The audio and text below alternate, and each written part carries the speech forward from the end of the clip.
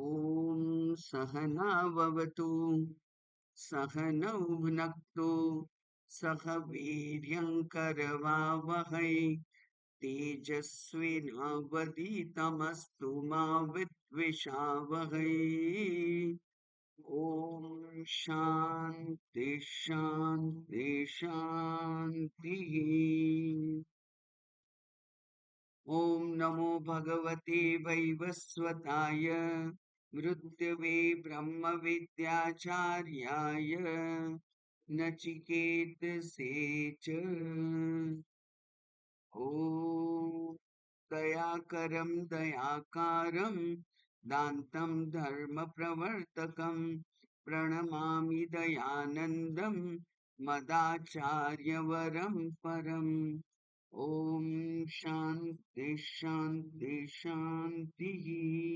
हरिः ॐ श्रीगुरुभ्यो नमः। हरिः ॐ।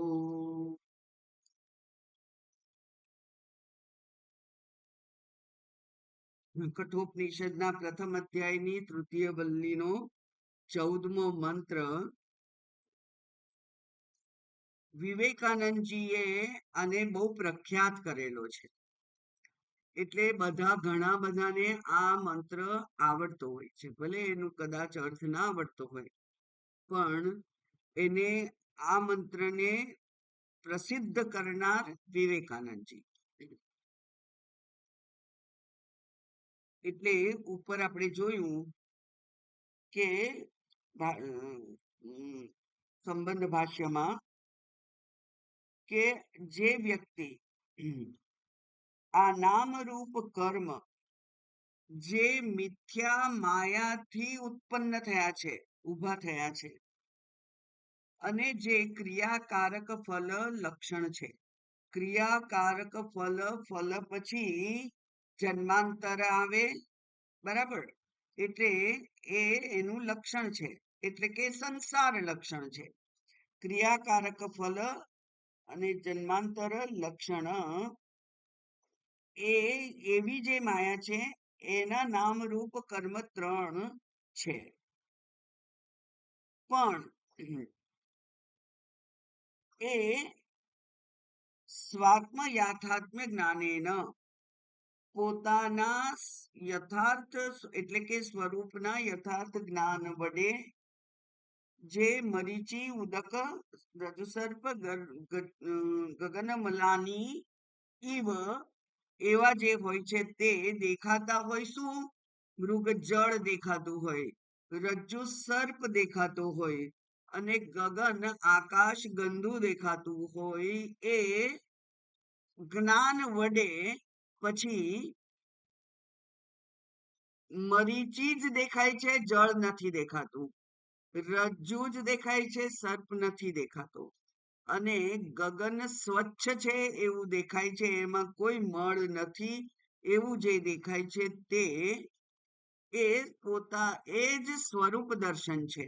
અને એ સ્વરૂપ દર્શન એવ આવા જે યોગ્ય યથાર્થ દર્શનથી જ સ્વસ્થ પોતાનામાં સ્થિતિ થાય. અત્યારે આપણી સ્થિતિ આપણા જે દેખીતી ભ્રાંતિ છે એમાં છે. શું ભ્રાંતિ છે? અહમ શરીર, આ ભ્રાંતિ છે. હું દેહાદિ સંઘાત છું એવી ભ્રાંતિ છે.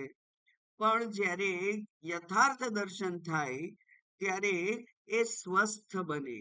સ્વસ્થ એટલે પોતે પોતાના આનંદ સ્વરૂપમાં સ્થિર થાય. અને આનંદ સ્વરૂપ કેવું છે? પ્રશાંત આત્મા. એ પ્રશાંત આત્મા છે. અને આવું જ્યારે થાય ત્યારે હવે આપણને બધાને તો ઘણા વર્ષોથી વેદાંત સાંભળીએ છીએ. જીવન મુક્તિના વર્ણનો પણ સાંભળ્યા છે. જ્ઞાની આત્મજ્ઞાની એ આત્મજ્ઞાનીના આપણને દર્શન થયા છે. અને એટલે મને ક્યારે પ્રાપ્ત થશે એવી એક વ્યથા બધાના મનમાં હશે જ કે હું કંઈક કરું અને મને આ સ્થિતિ પ્રાપ્ત થાય. અને આ સ્થિતિ પ્રાપ્ત થાય ત્યારે શું લાગણી થાય, કેવી ભાવના હોય? કૃતકૃત્યો હમ, મારે જે કરવા જેવું હતું એ મેં કરી લીધેલું છે, એવી જે ભાવના થાય તે કેવી ભાવના છે? અતિ ઉચ્ચ, અત્યંત પ્રાર્થનીય એવી ભાવના છે. અને માટે હવે શ્રુતિ કહે છે કે ત્યાં એના દર્શન કરવા માટે, સ્વસ્વરૂપના દર્શન કરવા માટે મારે શું કરવાનું? અને ત્યાં આ મંત્ર ગઈકાલે જોયો તો, ઉત્તિષ્ઠત જાગ્રત પ્રાપ્ય વરાન નિબોધત શૂરસ્ય ધારા નિશિતા દુરત્યયા દુર્ગમ પથઃ તત કવયો વદંતી. તત્પથઃ એ પથ, એ રસ્તો, દુર્ગમ એ દુર્ગ છે, કિલ્લો છે. અને એ જે કિલ્લો છે એમાં દુરત્યયા, એમાં જવું, એમાં ચાલવું અત્યંત મુશ્કેલ છે. દુહુ જે શબ્દ, જે વિસર્ગ છે, એ મુશ્કેલી બતાવે છે. એ એની કસોટી રૂપ હોય એવું બતાવવા માટે એ ઉપસર્ગ છે.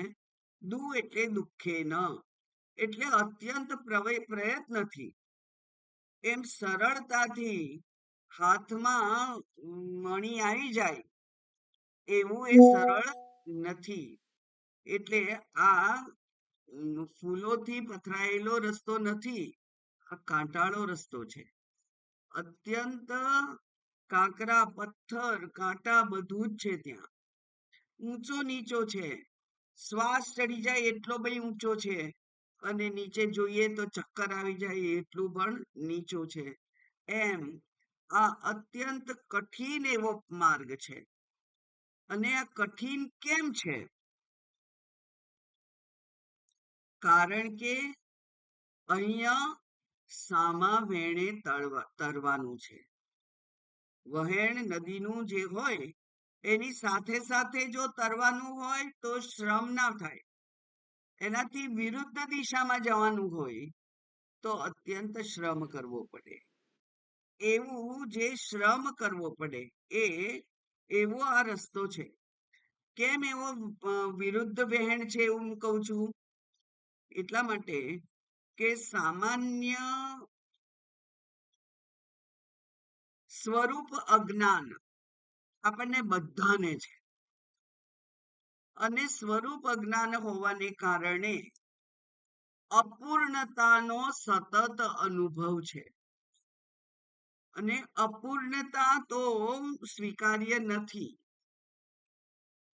એટલે પૂર્ણ થવા માટેના, સુખી થવા માટેના, સલામત થવા માટેના પ્રયત્નો સતત ચાલુ છે. અને કયા ક્ષેત્રમાં સુખી થવું છે, સલામત થવું છે? આ દેહાદી સંઘાતના ક્ષેત્રમાં. દેહ પૂર્ણ થાય, દેહ મન સુખી થાય, હું મૃત્યુથી હવે મને અભય થાય, મળે, સલામત થઈ જવું, એવી ઈચ્છા છે. અને આ ઈચ્છા દેહાદી સંઘના ક્ષેત્રમાં કદી પૂરી થઈ શકે નહીં. કારણ કે દેહ કદી સંપૂર્ણતાને પ્રાપ્ત થાય નહીં. તમે ચામડીનો રંગ કદાચ મેકઅપથી સુધારી શકો બતાવવા માટે, પણ કરચલીઓ જો પડી ગઈ હોય તો એ કરચલીઓ ઊભી થાય નહીં. કરચલીઓને પણ ખેંચાવાના હવે તો નવા નુસ્ખા નીકળ્યા છે.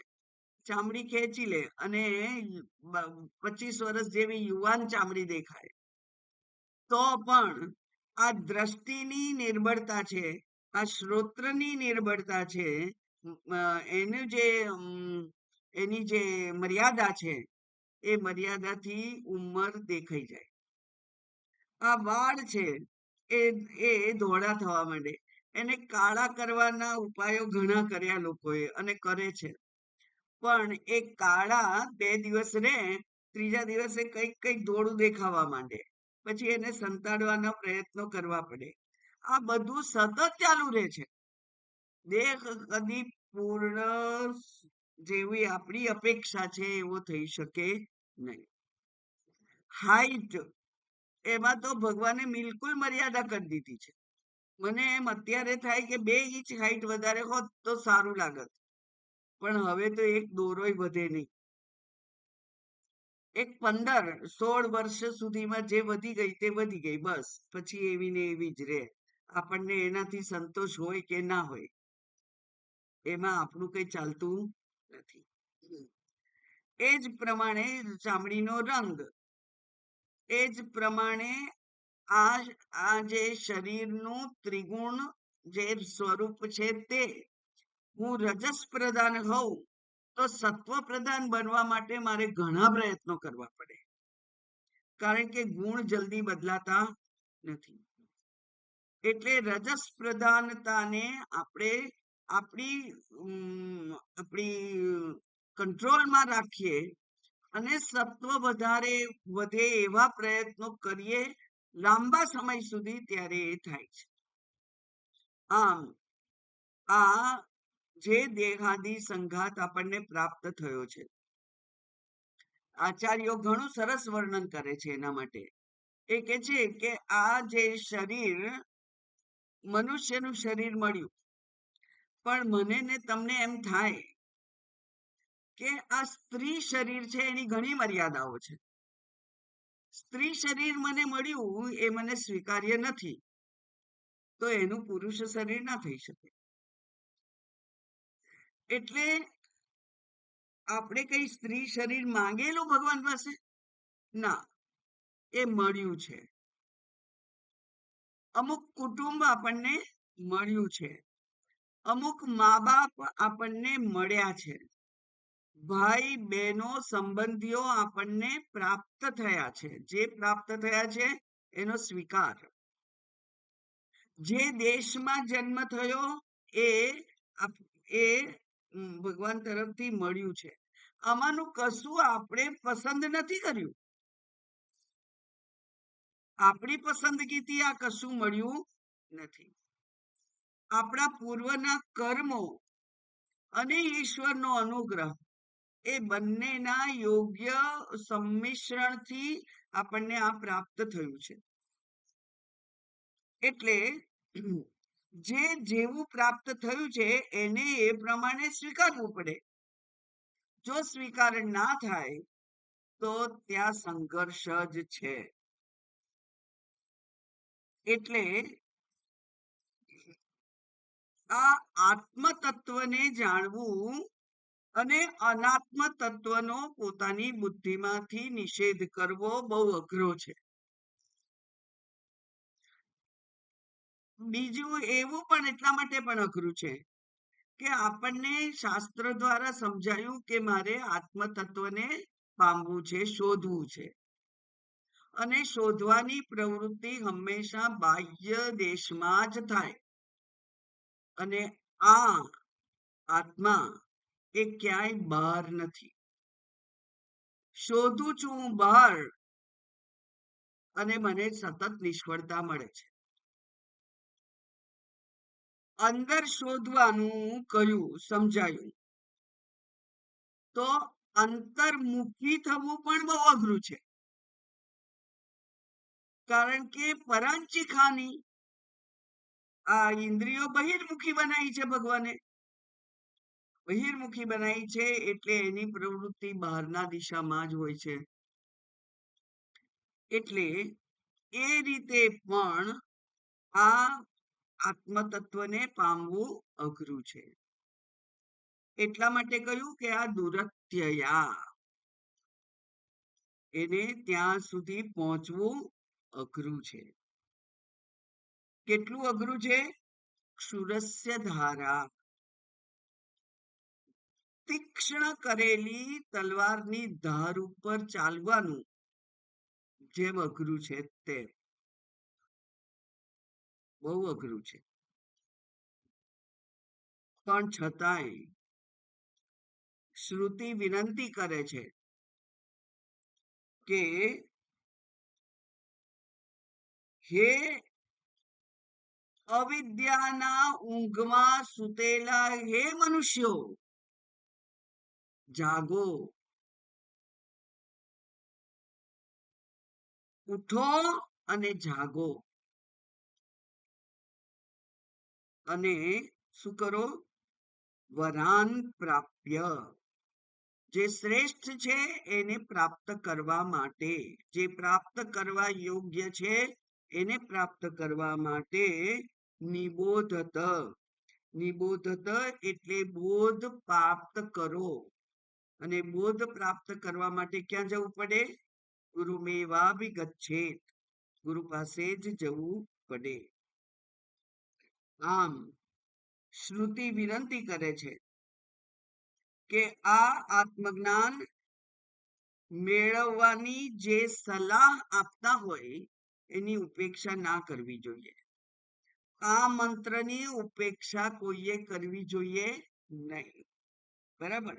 કારણ કે આ મંત્ર આપણને ઉપદેશ કરે છે કે જે મેળવવા યોગ્ય છે એ મેળવવાનો આપ બધા પ્રયત્ન કરો. વિનંતી એટલા માટે કરે છે કે મોક્ષ પુરુષાર્થ તરફ બધાની દ્રષ્ટિ જતી નથી. બંધન જ અનુભવાતું નથી તો મુક્ત ક્યાંથી થવાનું? જેને પણ બંધન અનુભવાય, જેને પોતાના મર્યાદાઓનું ભાન થાય, એને મર્યાદામાંથી ઉપર ઉઠવાનું મન થાય. પેલા દારૂ પીતા હોય અને લોકડાઉન થઈ ગયું અને દારૂ ના મળે, દારૂ ના મળે તો દારૂને મેળવવા માટે વિહવળ બની જાય. બહુ જ પ્રયત્નો કર્યા છતાંય ના મળ્યો દિવસો સુધી, અને બેચેન બેચેન રહેતા હોય. અને પછી લોકડાઉન ખુલ્યું અને એમને મળી અને એના માટે કેટલી તપશ્ચર્યા કરી, રાતથી ઉભા રહી ગયેલા લાઈનમાં. એ કરીને લઈ આયા ને પીધું ત્યારે શાંતિ થઈ. કોઈક તો એમાંના કેટલાક હશે કે જેને એમ થયું હશે કે અરે રે, આ દારૂ વગર મારી આવી સ્થિતિ, આવું બંધન છે, નથી જોઈતું. અને દારૂ છૂટી ગયો હોય એવા પણ કેટલાક હશે. કારણ કે એમને સમજાયું હશે કે દારૂ નું બંધન કેટલું બધું મને હેરાન કરી ગયું. જેમ આપણે સાવ સાદા ઉદાહરણ લઈએ તો નળ ખોલીએ પાણી આવે 24 કલાક, એનાથી એટલા ટેવાઈ ગયા છીએ કે જો 4-5 દિવસ પાણી ના આવે અને ટેન્કર આપણને પાણી આપી જાય ને આપણે ડોલમાં ભરી અને પછી વાપરવાનું હોય તો એ કેટલું અગવડ ભર્યું લાગે છે એની સમજણ આપણને પડે. મળતું હોય પાણી પણ નળ ખોલવાની થી ના મળે, એટલે કે આપણે જરા મહેનત કરવી પડે. ત્યારે સમજાય છે કે આપણે કેટલા બધા આ બધા જે સુખના સાધનો છે એનાથી બંધનમાં આવી ગયેલા છે, એ બંધનરૂપ બની ગયેલા છે. સામાન્ય સગવડ કહીએ આપણે એને, એ સામાન્ય સગવડ પણ એનાથી બંધન તો થયું જ છે. આ બંધનમાંથી છૂટવાની જ્યારે ઈચ્છા થાય અને એના માટેના પ્રયત્નો કરીએ ત્યારે જ એમાં બંધનમાંથી મુક્ત થવાય. એટલે મોક્ષ પુરુષાર્થ તરફ બધાની દ્રષ્ટિ નથી જતી. કેમ? કારણ કે અર્થ કામમાં જ વ્યસ્ત છે. હવે યાદ કરાવી દઉં, બધાને કદાચ યાદ હશે જ, કે અર્થ અને કામ, સુખ અને સુખના સાધનો, સગવડો, એ તો પ્રારબ્ધથી જ મળે છે. પૂર્વમાં કરેલા જે કર્મો હોય એ કર્મો ફળીભૂત થાય છે અને એટલે આપણને આ શરીરમાં સુખ અને સુખના સાધનોની પ્રાપ્તિ થાય છે. આપણને એમ થાય કે આપણે ભણ્યા અને સારી નોકરી કરી ને સારો પગાર છે એટલે હું સુખી છું, તો એ મોટી ભૂલ છે. કારણ કે સારું ભણ્યા હોય છતાંય સારી નોકરી ના મળે એવું બને. સારી નોકરી મળી હોય અને પગાર સારો હોય, સુખના બધા સાધનો હોય, તો પણ આપણે સુખી ના હોઈએ એવું બને. રસોઈ બનાવેલી તૈયાર હોય અને છતાંય આપણે આખો દિવસ ભૂખ્યા રહેવું પડે એવું બને. કારણ કે એ જે કંઈ મળે છે, પ્રાપ્ત થાય છે આ શરીરને, એ તો પૂર્વના કરેલા કર્મોથી પ્રાપ્ત થાય છે. અને એટલે જ કેટલાય એવા જેને કહેવાય જન્મથી જ ધનાઢ્ય એવા ઘરમાં જન્મતા હોય, એને કશું ના કરે તો પણ સુખના બધા સાધનો પ્રાપ્ત થાય. એટલે સુખ, સલામતી, આનંદ એ તો પૂર્વના કરેલા કર્મોથી મળે છે. પણ છતાંય આ જન્મે લોકો અર્થ અને કામના માટેની જ પ્રવૃત્તિ કરે છે. વારંવાર મેં કહ્યું છે કે 3 વર્ષનું બાળક હોય ત્યારથી એને નર્સરીમાં મૂકી દે. કારણ કે આ કોમ્પિટિશન વાળી દુનિયામાં મારું બાળક પાછળ રહી જવું જોઈએ નહીં. આગળ આવીને શું કરવાનું? હોશિયાર થવાનું. હોશિયાર થઈને શું કરવાનું? વધારે ભણવાનું. વધારે ભણીને શું કરવાનું? સારું કમાવાનું. સારું કમાઈને શું કરવાનું? સારું ઘર, સુખના સાધનો વસાવવાના અને એમાં રહેવાનું. અને પછી એ બધું કરતા કરતા 60-70 વર્ષની ઉંમર થઈ જાય છે. અને પછી કામનું વ્યસન લાગે, કામ કરવાનું વ્યસન થાય. અને કામ કરવાનું વ્યસન થાય એટલે રિટાયર થયા પછી પણ બીજું કામ શોધવાનું, બીજું કામ કરવાનું. કારણ કે સમય કેવી રીતે પસાર કરવો, એટલે બીજું કામ શોધવાનું. કોઈની દ્રષ્ટિ શાસ્ત્ર ઉપર જતી નથી કે બસ હવે અર્થકામ પૂરું થયું, હવે શાસ્ત્ર તરફ નજર કરો અને શાસ્ત્ર તરફ નજર કરીને શાસ્ત્રને રહસ્યોને જાણવાનો પ્રયત્ન કરું, એવી કોઈની દ્રષ્ટિ સામાન્ય રીતે જતી નથી. તો સમય પસાર ના થાય તો મંદિરના ઓટલા પર બેસીને ભાઈઓના ટોળા, બહેનોના ટોળા દેખાય જ છે તમને. એ 11:30, 11:15 થાય પછી જ ઘેર જવાનું અને પછી જમવાનું અને પછી ફરી ઊંઘી જવાનું, ઉઠીને પાછું મંદિર જવાનું. ચાલાઈ જાય ને, ચાલવાનું થાય, કસરત થાય એટલે મંદિર જવાનું. મંદિર જઈને પાછી આ દુનિયાની પંચાયત કરવાની અને પાછા સાંજે આવવાનું, જમીને ઊંઘી જવાનું. અર્થ કામ તરફ જ નજર છે, મોક્ષ તરફ કોઈની નજર જતી નથી. ધર્મ પણ કરે, ધર્મ કાર્યો પણ ધારો કે કરે, મંદિર જાય, યજ્ઞો કરાવે, તીર્થયાત્રા કરે, તો પણ એની પાછળનો હેતુ હોય છે સ્વર્ગ પ્રાપ્તિનો. સ્વર્ગમાં જવું છે. અહીંના સુખોથી સંતોષ નથી, સ્વર્ગના સુખોનો સ્વાદ ચાખવો છે. એટલે સ્વર્ગ એ જ એમની આકાંક્ષા હોય છે અને એટલા માટે ધર્મ કરે છે. તો અર્થ, કામ, ધર્મ ત્રણે ત્રણ પુરુષાર્થમાં જ આ જીવનના, આ શરીરના બધા જ સત્વો તત્વોનો તેમાં જ ઉપયોગ થઈ જાય છે. બધી શક્તિ, બધી બુદ્ધિ, બધું જ ચાતુર્ય, બધું જ સામર્થ્ય માત્ર ધર્મ, અર્થ, કામમાં વપરાઈ જાય છે. અને એટલે મોક્ષ પુરુષાર્થ તરફ કોઈની નજર જતી નથી.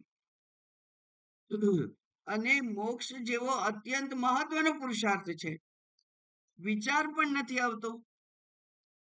જેણે શ્રુતિ નો અનુભવ કર્યો છે એને તો ખબર છે કે શ્રુતિ વારંવાર કે છે, આત્માનમ અવિદિત્વા અસ્માન લોકાન પ્રેતિ સકૃપણઃ.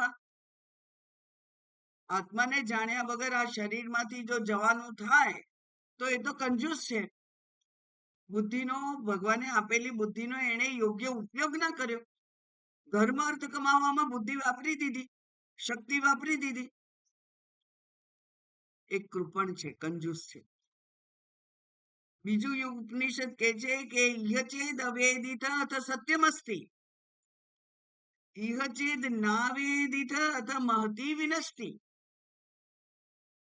જો અહીંયા આ શરીરમાં જાણ્યું તો મહાન કામ કર્યું તમે, અને જો ના જાણ્યું તો મહાન વિનાશ છે. કેમ મહાન વિનાશ છે? કારણ કે 84 લાખ યોનિના ફૈરા ચાલુ રહે છે, એમાંથી મુક્તિ મળતી નથી.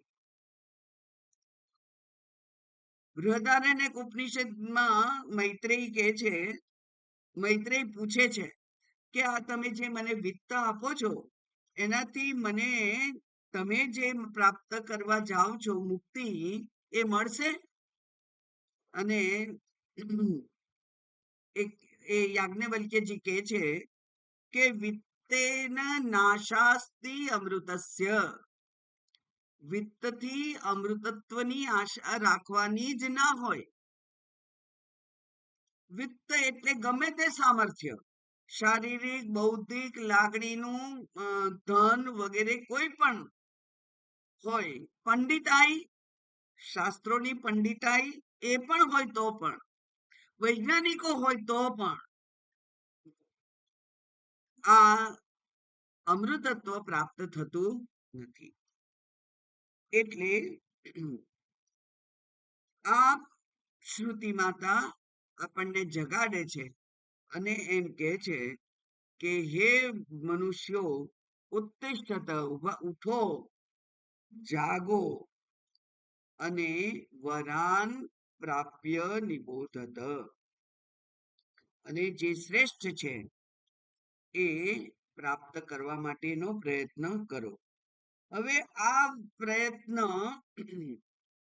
બહુ જ સફળ થતો હોય એવું નથી દેખાતું. કારણ કે આપણને દરેક ગામમાં 2-3 કે દરેક રાજ્યમાં 5-15 એવા જીવન મુક્ત ગુરુઓ, એવા જીવન મુક્ત સાધુઓ નથી દેખાતા. કેમ? કારણ કે જ્ઞાન માટે આ આત્મા અત્યંત સૂક્ષ્મ છે અને અત્યંત સૂક્ષ્મને જાણવા માટે અત્યંત સૂક્ષ્મ બુદ્ધિની જરૂર છે. અને એ અત્યંત સૂક્ષ્મ બુદ્ધિ ત્યારે જ શક્ય બને છે. બુદ્ધિ તો બુદ્ધિ છે, એને સૂક્ષ્મ બનાવવી એ આપણું પુરુષાર્થ હોવો જોઈએ. પણ એ ક્યારે સૂક્ષ્મ બને? કારણ કે ગમે તેટલું જાડી લોખંડની પ્લેટ હોય, પણ એને આપણે પેલા કકરા લેથ ઉપર મૂકીએ અને ચલાયા જ કરીએ તો એ ધાર નીકળે. પેલો ચપ્પુને ધાર વાળા કાઢવા વાળો આવે જ છે ને, ધાર નીકળે. પણ એને પેલા કકરા પથ્થર પર સતત ઘસાવવું પડે ત્યારે ધાર નીકળે. એમ આપણે પણ પ્રત્યેક સ્થૂળમાંથી નિવૃત્તિ પ્રાપ્ત કરવાનો પ્રયત્ન કરવો પડે. સ્થૂળમાંથી નિવૃત્ત થઈએ જ્યારે, સ્થૂળ લાભો, સ્થૂળ સુખ, સ્થૂળ અનુભવો, સ્થૂળ સ્વાસ્થ્ય, આ સ્વાસ્થ્ય એકેય રોગ નથી, આનંદ આનંદ છે, સ્થૂળ છે. તો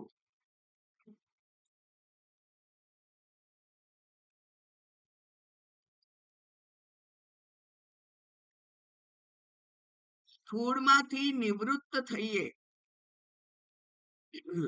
અને સૂક્ષ્મનો વિચાર કરીએ ત્યારે જ બુદ્ધિ સૂક્ષ્મ બને છે.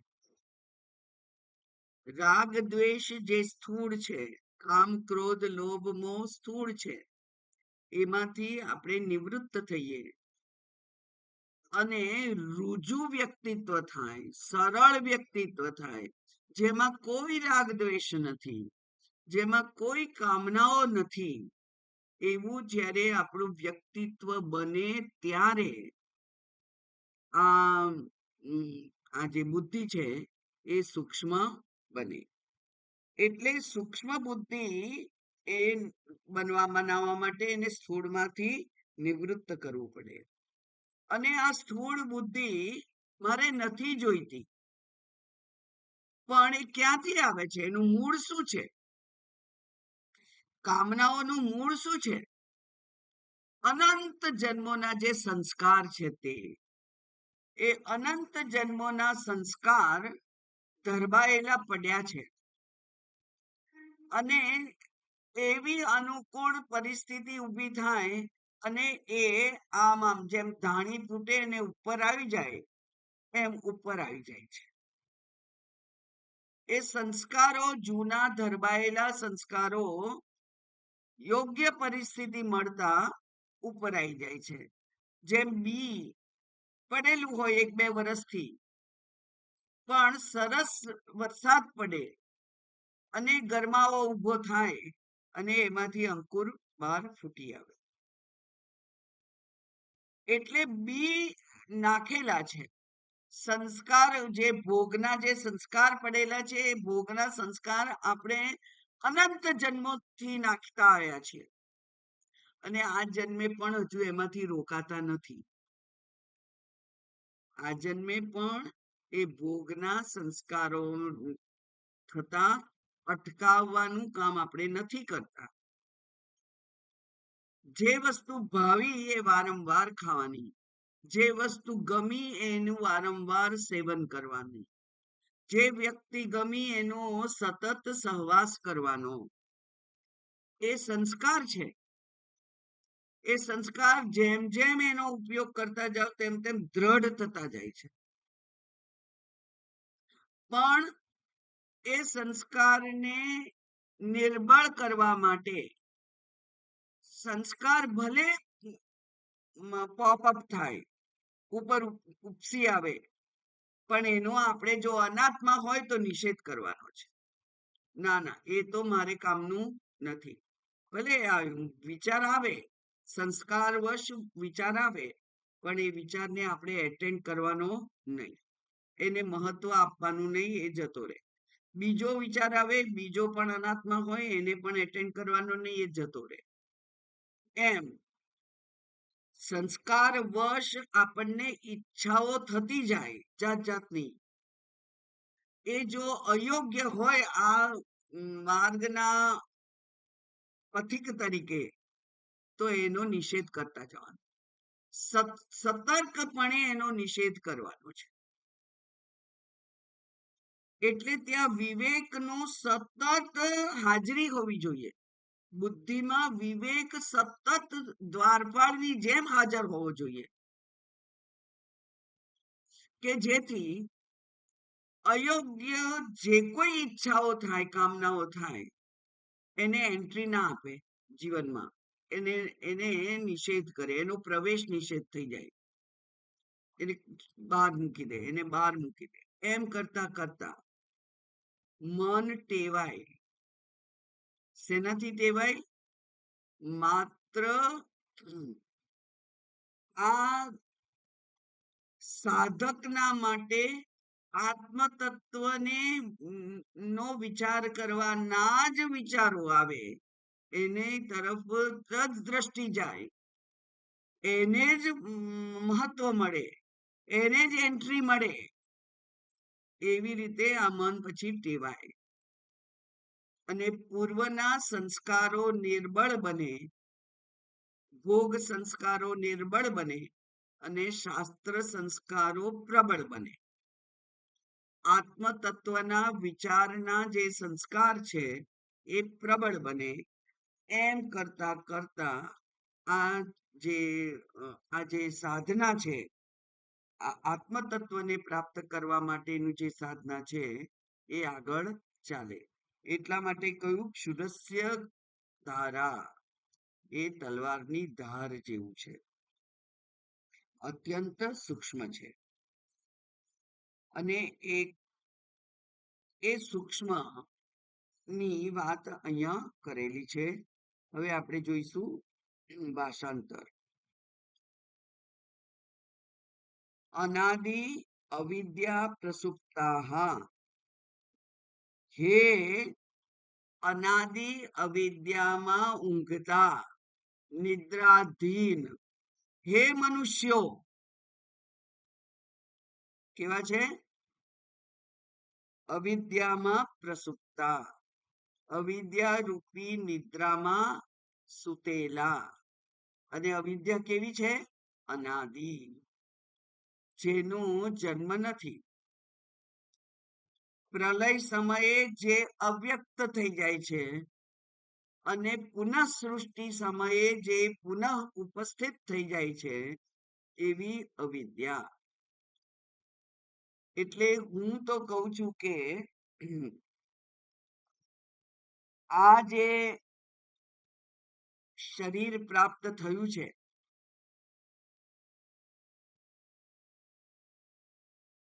આ સૃષ્ટિની શરૂઆતમાં જ કોઈક શરીર પ્રાપ્ત થઈ ગયેલું છે આ જીવાત્માને.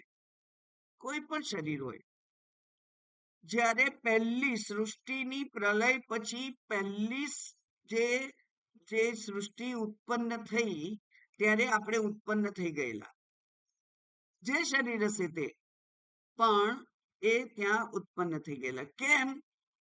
કારણ કે પૂર્વ સૃષ્ટિમાં આપણે અવ્યક્ત થઈ ગયેલા. જેમ પેલો દેડકો બાકીના 8 મહિના જમીનમાં અવ્યક્ત થઈ જાય છે, અને જેવું ચોમાસું આવે અને ઉપર વરસાદના ખાબોચિયા ભરાય અને એ બહાર નીકળી આવે, આપણને થાય કે આટલા બધા દેડકા એક સાથે ક્યાંથી આવી ગયા? બધા જમીનમાં અંદર હતા જ. એ અવ્યક્ત થઈ ગયેલા વ્યક્ત થાય છે.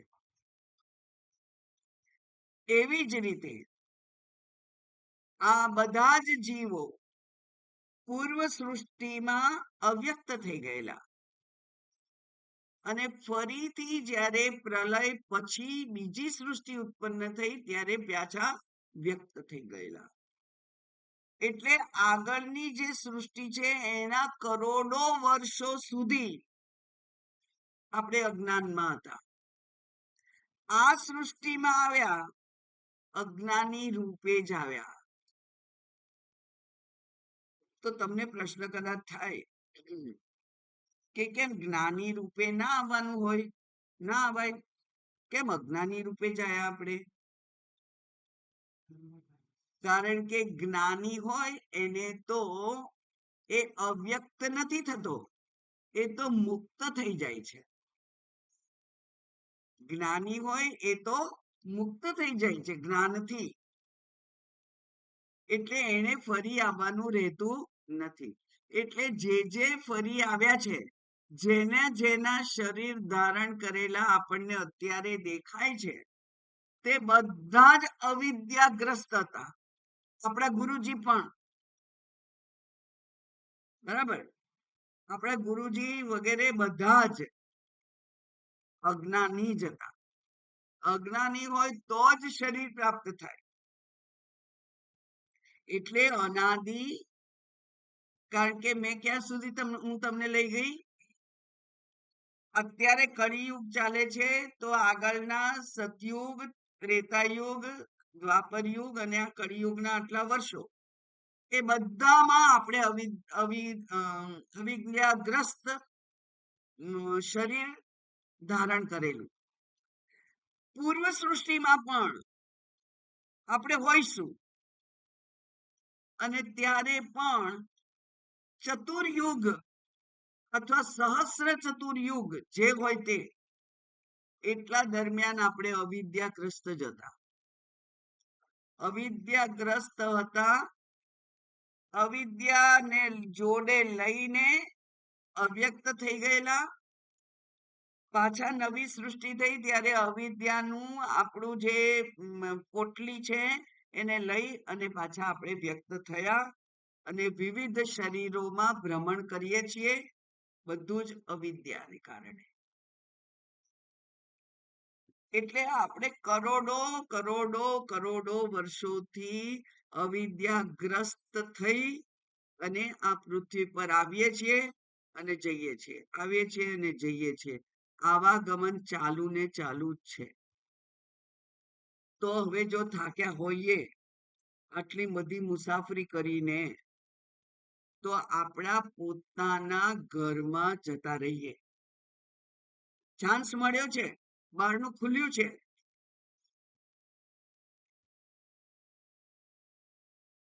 શાસ્ત્ર મળ્યું છે, ગુરુ મળ્યા છે, અને શાસ્ત્રમાં પ્રવૃત્તિ કરવાની બુદ્ધિ પણ મળી છે. તો હવે એને આપણે હલકામાં ના લઈએ. એનો સદુપયોગ કરી અને એક ખુલ્લા દ્વારમાં પ્રવેશી જઈએ. કેવી રીતે પ્રવેશાય? આ શરીર બુદ્ધિનો ત્યાગ કરી અને આત્મબુદ્ધિને આત્મસાત કરી, ગ્રહણ કરી અને મુક્ત થઈ જઈએ, તો આ આવાગમનમાંથી છુટકારો થાય. એટલે જેવી રીતે પેલો મૃત્યુને આધીન છે અત્યારે અને મરવું તો નથી, એની સામે જો યમરાજા પ્રગટ થાય અથવા ઈશ્વર પ્રગટ થાય તો એ કે ના ના, મને બચાવી લો, બચાવી લો, બચાવી લો. મરવું નથી. એવી જ રીતે બીજું દ્રષ્ટાંત શાસ્ત્ર આપે છે તેવું, કે પાણીમાં આપણે હોઈએ તરતા ના આવડતું હોય અને આપણો દુશ્મન પણ આપણી બાજુમાં હોય પાણીમાં, એને આપણને મારી નાખવા છે, એટલે આપણું માથું પાણીમાં દબાઈ દે, પાણીમાં શ્વાસ નથી લેવાતો, ગુંગળામણ થઈ જાય અને આપણે મૃત્યુ પામીએ. તે વખતે માથું ઉચકીને શ્વાસ લેવાની જેટલી ઉત્કંઠા હોય, એટલી ઉત્કંઠા આ અજ્ઞાનના નિદ્રામાંથી બહાર નીકળી જવાની હોય, તો જ્ઞાન દૂર નથી, જ્ઞાન અઘરું નથી. માત્ર આપણા પ્રયત્નો ટૂંકા પડે છે, અને આ પ્રયત્ન આત્મ પ્રાપ્તિ માટે નથી. આત્મા તો પ્રાપ્ત જ છે. તો પ્રયત્ન શેના માટે છે? અનાત્મ નિવૃત્તિ માટે, અનાત્મ નિષેધમાં જ પ્રયત્ન કરવાનો છે. અને એટલે ખાવા મળ્યું તો શું, ના મળ્યું તો શું, તત કિમ, તત કિમ. પત્ની પતિ છે, મૃત્યુ પામ્યા, તત કિમ, તો શું થઈ ગયું? ધન હતું, જતું રહ્યું, તત કિમ, તો શું થઈ ગયું?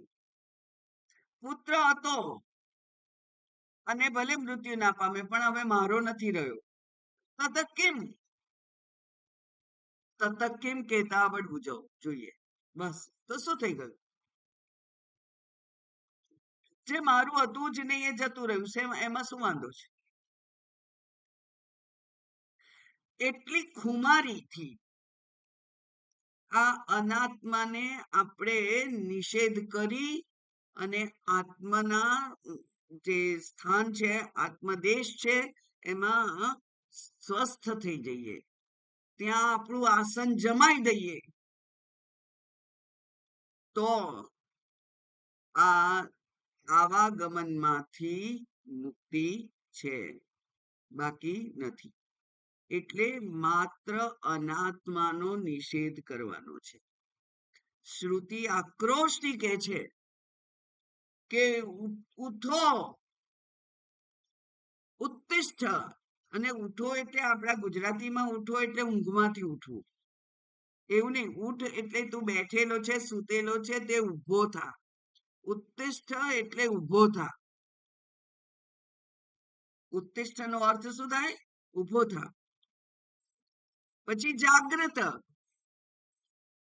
એટલે હસવું આવે આપણને કે પહેલા જાગીએ, અને જાગીએ પછી આપણે આપણી જાતને ધક્કો મારીએ કે ચાલ ઉઠ પથારીમાંથી, ત્યારે ઉઠાય છે. એટલે પહેલા જાગવાનું હોય ને પછી ઉઠવાનું હોય. અહીંયા ઊંધું કે છે, પહેલા ઉઠો અને પછી જાગો. ઉઠી ઊભા થઈએ એટલે આપણે કોઈક દિશામાં તો જવાના જ છીએ. ઉઠીએ એટલે પછી પ્રવૃત્તિ ચાલુ થાય. એ પ્રવૃત્તિ કઈ દિશામાં કરવી એ જાગ્રત છે. ચાલવા માંડ, ઉઠ અને ચાલવા માંડ. કઈ દિશામાં ચાલીશ? ભોગની દિશામાં, તો સંસાર પ્રાપ્ત થવાનો છે. યોગની દિશામાં તો મુક્તિ પ્રાપ્ત થવાની છે. એટલા માટે ત્યાં જાગીને છે, વિચાર કરીને જાગતો માણસ વિચાર કરે. જાગતો માણસ જ વિચાર કરી શકે. એટલે જાગતું, જે અજ્ઞાનમાં તું ઊંઘેલો છે એમાંથી તું જાગ અને ચાલવા માંડ. કઈ દિશામાં ચાલીશ? જ્ઞાનની દિશામાં, આત્માની દિશામાં, ગુરુની દિશામાં. ગુરુએ જે બોધ કરેલો છે એ દિશામાં તું ચાલ, અને જે શ્રેષ્ઠ છે એનો બોધ પ્રાપ્ત કર. કોની પાસેથી બોધ પ્રાપ્ત કરવાનો? શાસ્ત્ર પાસેથી. અને શાસ્ત્રના શબ્દોને જે ઉકેલવા માટે સમર્થ છે એવા ગુરુ પરંપરામાંથી જે બહાર આવ્યા છે તેવા શાસ્ત્રજ્ઞ ગુરુ પાસેથી તું આ વિદ્યા પ્રાપ્ત કર. હવે જોઈશું આપણે ભાષ્ય. અનાદિ અવિદ્યા પ્રસુપ્તા, સુપ્તા નહીં, સુતેલા નહીં, પ્રસુપ્તા, એવા ગાઢ નિદ્રામાં છો, ગાઢ જ્ઞાનમાં. એમાંથી ઉત્તિષ્ઠત, ઉભો થા. હે જંતવ, શાસ્ત્ર કે છે, શંકરાચાર્યજી કે છે, હે જંતવ, હે જંતુઓ. આપણને જંતુ કે છે. એટલા માટે કે મનુષ્ય કેવડાવવાની લાયકાત આપણી પાસે નથી. મનુષ્ય કેવડાવવાની લાયકાત આપણી પાસે નથી. એટલે મૂળ તો આપણે કેવા છીએ? તો કે છે જંતુ. જન્મેલો છે એ જંતુ. એમાં શરીર મનુષ્ય હોય, ઘોડાનું હોય, ગાયનું હોય, બકરીનું હોય, દેડકાનું હોય, જંતુનું હોય, મચ્છરનું હોય, ગમે તે હોય. જન્મે તે જંતુ. અને બીજા બધા જ પ્રાણીઓની જેમ આપણે પણ જ્યાં ભોગ મળે ત્યાં દોડી જઈએ, તો આપણામાં અને અન્ય પ્રાણીઓમાં કોઈ ફેર નહીં. મનુષ્યને બુદ્ધિ જ ભગવાને પોતાના સ્વરૂપને પ્રાપ્ત કરવા માટે આપેલી છે. એવી એકદમ વિકસિત બુદ્ધિ છે, વિચાર કરવા માટે સમર્થ બુદ્ધિ છે. અને વિચાર કરવાની દિશા માટે વેદો પણ આપણને આપણા જન્મ સાથે જ મળ્યા છે. સૃષ્ટિની ઉત્પત્તિ કરી, સાથે સાથે સહયજ્ઞાહા એમ કહ્યું ભગવાને ભગવદ્ ગીતામાં. તો આ સૃષ્ટિની ઉત્પત્તિ કરી, સાથે સાથે વેદને પણ એમણે પ્રગટ કરી દીધા. અને વેદ એ જીવન જીવવાની પદ્ધતિનું મેન્યુઅલ છે. કોઈ પણ સાધન, એની સાથે પેલી ચોપડી આવે છે, કેવી રીતે વાપરવું, એને કયું ધ્યાન રાખવું, એ જો ના યુઝ કરીએ તો એ સાધન બરાબર કામ કરે કે ના કરે. એમ આ જીવન કેવી રીતે જીવવું, એવું મનુષ્યો માટે જ છે ને. વેદ કોના માટે છે? ગાય માટે થોડા છે વેદ, મનુષ્ય માટે છે. એટલે મનુષ્ય શરીર મળ્યું, અને મનુષ્ય શરીર મળવાની સાથે સાથે જ વેદની જે ધરોહર છે એ પણ આપણને પ્રાપ્ત થઈ છે. કેવી રીતે જીવન જીવવું, કયા પદાર્થોનો આગ્રહ રાખવો, કયા પદાર્થોથી બચવું, આ બધું જ વેદે કહ્યું છે. એ પ્રમાણે જીવન જીવી, એટલે કે વેદ એટલે ધર્મ, અને ધર્મ માર્ગે જીવન જીવી, પુણ્ય એકત્રિત કરી, અને એ પુણ્યનો ઉપયોગ આ જ્ઞાન મેળવવા માટે કરવા માટેનું આપણે સામર્થ્ય ભેગું કરીએ. એ ક્યારે થાય? આપણી પાસે 1 જ લાખ રૂપિયા હોય અને એનો આપણે સદુપયોગ કરવો હોય, તો કાશી જવા માટે પ્લેનમાં ના જઈએ, લોકલ ટ્રેનમાં જઈએ, સ્લીપર ક્લાસમાં જઈએ, પૈસા બચાવીએ, અને પછી ત્યાં કાશી વિશ્વનાથ ભગવાનના મંદિરમાં આપણે મોટો યજ્ઞ કરીએ કે મોટો અભિષેક કરાવીએ, તો પૈસા યોગ્ય સ્થાને વાપરે એમ કહેવાય. આપણે બધી લક્ઝરી કરતા કરતા જઈએ, અને પછી 20,000 રૂપિયા બાકી રહ્યા, એનાથી ભગવાનને પ્રસન્ન કરી દેવાના, તો એ યોગ્ય નથી. એટલે ધર્મ કાર્ય કરી, અને જે પુણ્ય કમાઈએ એ પુણ્યનો સદુપયોગ માત્ર આપણે આત્મજ્ઞાન પ્રાપ્ત કરવામાં જ, સ્વરૂપ પ્રાપ્તિ માટે જ વાપરવું છે મારે. તો જે દૈહિક સુખો છે, દૈહિક દેખના માટેના સુખ, દુન્યવી સુખો છે, એ દુન્યવી સુખોની ઉપયોગમાં કટોતી લાવી દઈએ. આપણે ભોગ નથી કરવા. પૂજ્ય સ્વામીજી કહેતા હતા કે સાધુ થઈએ એટલે શું મળે? ખાવાનું મળે કે? ખાવાનું તો મળે જ છે, ઘણા બધા અન્ન ક્ષેત્રો છે, પણ શું મળે? દાળ રોટી. સવારે દાળ રોટી મળે, સાંજે રોટી દાળ મળે. દાળ રોટી મળે કે રોટી દાળ મળે, બસ, એનાથી ત્રીજું કઈ મળે નહીં. અને પેલા પ્રેમાનંદ મહારાજ તો કે છે કે કેટલાય દિવસો સુધી માત્ર ગંગાજળ પીને હું રહ્યો છું, ગંગા ઘાટ ઉપર. તો એ જે સ્થિતિ છે, તે સ્થિતિ એમણે આ જે દુન્યવી સુખો છે એની પરવા ના કરી, અને માત્ર એક આગ્રહ પૂર્વક ભગવાનની પ્રાર્થના કરી કે મારે સ્વરૂપ પ્રાપ્તિ કરવી છે.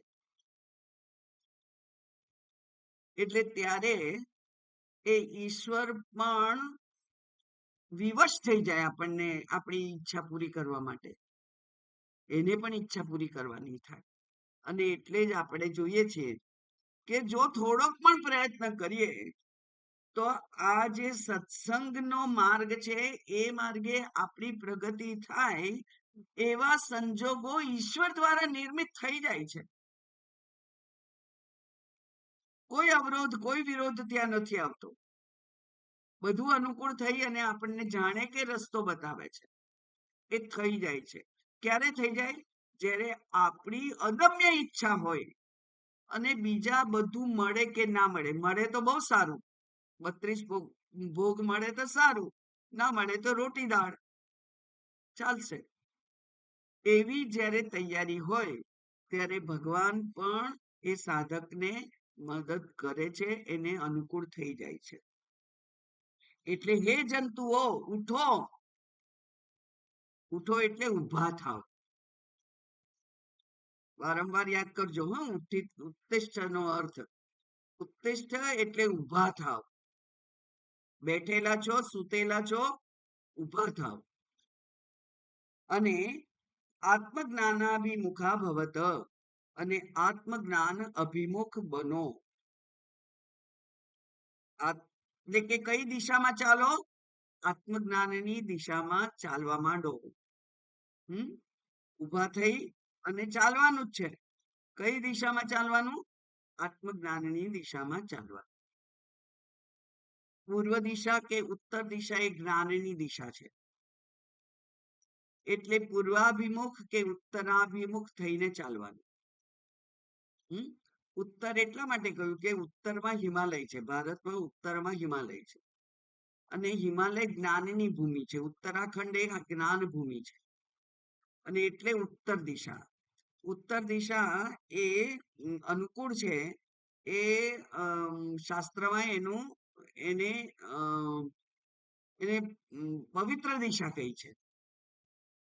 તો જ્ઞાનાભિમુખા ભવત. પછી જાગ્રત, જાગો. ચાલવા માંડો, જાગો. કઈ રીતે જાગો? અજ્ઞાન નિદ્રાયા. અજ્ઞાન રૂપી નિદ્રામાંથી. કેવી અજ્ઞાન નિદ્રા છે? ઘોર ઉપાયા. એટલે એ ધ્રુજાવે એવી છે. હમણાં જ મેં તમને વર્ણન કર્યું ને કરોડો વર્ષોનું. એ કરોડો વર્ષોનું માં એ કરોડો વર્ષો સુધી અજ્ઞાનમાં આપણે સડ્યા, અથડાયા, કૂટાયા, ઘાયલ થયા, બધું થયું હશે, તોય જાગ્યા નહીં. અને એટલે અત્યારે પણ અજ્ઞાન સહિતનો આ શરીરમાં પ્રવેશ થયો. હજુ નહીં જાગીએ તો 84 લાખ યોની છે. ગરોળી થઈએ, કાચબો થઈએ, વંદો થઈએ, મચ્છર થઈએ, એવું બધું જ આપણને શરીરો મળશે. અત્યંત પાપ યોનીના શરીરો પણ આપણને પ્રાપ્ત થશે. સાપ, વીંછી, એના પણ. એવો જ્યારે આપણે વિચાર કરીએ ને ત્યારે આપણું મન અત્યારે જે જરાક સંસ્કાર પામ્યું છે, એ મન એમ કે છે ના ના ના મારે નથી જોઈતું, એમાં મારે જવું નથી. પણ એની સ્વતંત્રતા તમારી પાસે ક્યાં છે? જ્ઞાન ના મળ્યું આ શરીરમાં તો જે શરીર મળે એને સ્વીકારવું પડશે. પેલા ભરત મુનિને મૃગના શરીરમાં જવું પડ્યું. એ કઈ પોતાની ઈચ્છાથી થોડા ગયા છે, પણ એમને પણ એ મૃગનું શરીર ધારણ કરવું પડ્યું. એમ અનેક વાર્તાઓ આવે છે સંતોની આવી તો. અને એટલે ગમે તે શરીર મળે એમાં જવું પડશે, એની યાતનાઓ ભોગવવી પડશે. સાપ કેમ કેમ ખરાબ કહેવાય? કારણ કે કોઈને પણ એ સાપ માટે પ્રેમ ના હોય. હવે એવી તો કેવું જીવન કે તમને કોઈ પ્રેમ ના કરતું હોય, કોઈ તમને પ્રેમ ના કરે, બધા તમને ધિક્કારે, તમારાથી દૂર રહે. એવું જે જીવન છે કેવું જીવન હશે? એવું જીવન આપણને ના મળે. એટલે કે આવા બધા જ્યારે વિચારો કરીએ ને ત્યારે આપણી સાધના સઘન બને કે ના ના મારે એ તો જોઈતું જ નથી. અત્યારે ચાન્સ છે, ભૂખ્યા તરસા રહીને પણ પ્રયત્ન કરું. એવી આપણી ઉત્કટ ઈચ્છા થાય. એટલા માટે એ કેવી છે અવિદ્યા? ઘોર રૂપાયા, ઘોર રૂપા અવિદ્યા છે. અને એ અવિદ્યા કેવી છે? સર્વ અનર્થ બીજ ભૂતાયા, બધા જ અનર્થોનું બીજ છે. હમણાં જ મેં વર્ણન કર્યું. બધા જ અનર્થોનું, જે અયોગ્ય છે, જે અસ્વીકાર્ય છે, એનું એ બીજ છે. એ એવી અવિદ્યાને ક્ષયમ કુરુત, એને તું ક્ષય કર. એવી અવિદ્યાને ક્ષીણ કર. અચાનક તો વિદ્યા અહીં નથી જતી. અવિદ્યા ક્ષીણ થાય, અને ક્ષીણ થઈ અને પછી વિદ્યા નું પ્રભુત્વ બને. એટલે કે જ્ઞાન યોગ્યતા તું પ્રાપ્ત કર. આપણું કામ માત્ર જ્ઞાન યોગ્યતા પ્રાપ્ત કરવાનું જ છે. આપણું સામર્થ્ય માત્ર વિવેક વૈરાગ્યને દ્રઢ બનાવવાનું જ છે. જ્ઞાન તો ગુરુ આપે છે, જ્ઞાન તો શાસ્ત્ર આપે છે, અને જ્ઞાન અપાવવા માટેનો અનુગ્રહ ઈશ્વરનો હોય છે. આપણે માત્ર યોગ્ય બનવાનું છે, પાત્ર બનવાનું છે. પાત્રતા પ્રાપ્ત કરવા માટે જે કંઈ કરવું પડે એમાં આપણી સ્વતંત્રતા છે, એમાં આપણો પ્રવેશ છે. અને જ્ઞાન પ્રાપ્ત થશે. જો યોગ્ય હોઈશું તો જ્ઞાન પ્રાપ્ત થશે. એટલે અજ્ઞાનને નો તું ક્ષય કર. જાગીને ઉઠી ઊભા થઈને શું કરવાનું છે? અજ્ઞાનનો ક્ષય કરવા માટેની જે પ્રવૃત્તિ હોય તે પ્રવૃત્તિ કરવા માટે તું જાગ. ઊંઘમાંથી તું જાગ. આગળ આવતીકાલે જોઈશું આપણે. ઓમ પૂર્ણમદ પૂર્ણમિદમ પૂર્ણાત પૂર્ણમુદચ્યતે પૂર્ણસ્ય પૂર્ણમાદાય પૂર્ણમેવાવશિષ્યતે. ઓમ શાંતિ શાંતિ શાંતિ. હરિ ઓમ. શ્રી ગુરુભ્યો નમઃ. હરિ ઓમ.